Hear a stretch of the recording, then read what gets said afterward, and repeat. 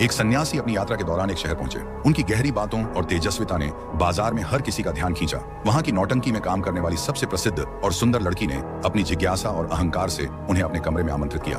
वो दोनों उसके कमरे में गए जहां उस लड़की ने मदिरा का पात्र दिया और अपने आकर्षक नृत्य से उन्हें लुभाने का प्रयास किया। सन्यासी मौन होकर उसे देखते रहे। उस स्त्री ने पूछा, आप बाकी पुरुषों जैसे नहीं हैं, क्या आपको मेरा सौंदर्य नहीं लुभाता? तुम वास्तव में जैसे कोई अप्सरा हो, लेकिन तुम खुद क्या हो? कौन हो तुम? उसने गर्व से कहा, एक ऐसी स्त्री जिसे हर कोई चाहता है। सन्यासी ने गंभीरता से कहा, और जब तुम्हारी आंखें दर्पण में झांकती हैं, तो क्या वे खुद से संतुष्ट हैं? क्या यही तुम्हारा अस्तित्व है? ये तुम्हारी सच्चाई नहीं। उसने धीरे से पूछा, तो मेरी सच्चाई क्या है? सन्यासी ने कहा, तुम्हारी सच्चाई वह प्रकाश है जो दर्पण को रोशन करता है। जब तुम अपने भीतर का प्रकाश खोज लोगी, तो दर्पण की आवश्यकता नहीं रह जाएगी। ये प्रकाश लोगों की प्रशंसा से नहीं, केवल भक्ति भाव से आता है। तुम भगवान के करीब चली गई तो तुम्हें फर्क नहीं पड़ेगा कि कितने लोग तुम्हारी प्रशंसा कर रहे हैं। मोह त्याग दो। एक सन्यासी अपनी यात्रा के दौरान एक शहर पहुंचे। उनकी गहरी बातों और तेजस्विता ने बाजार में हर किसी का ध्यान खींचा। वहां की नौटंकी में काम करने वाली सबसे प्रसिद्ध और सुंदर लड़की ने अपनी जिज्ञासा और अहंकार से उन्हें अपने कमरे में आमंत्रित किया।